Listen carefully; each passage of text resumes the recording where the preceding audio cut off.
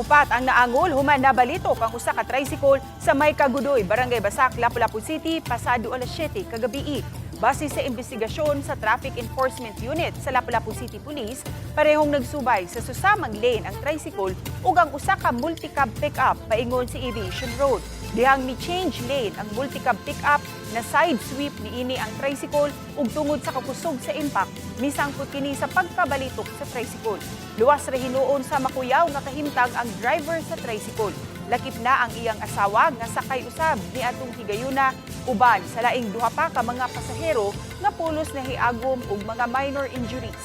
Ang nasoy mga biktima na discharge na hinuon sa ospital ug misaad ang nagmaneho sa multi-cab pickup nga abagahon niini ang tanang gastuhan sa tambalanan.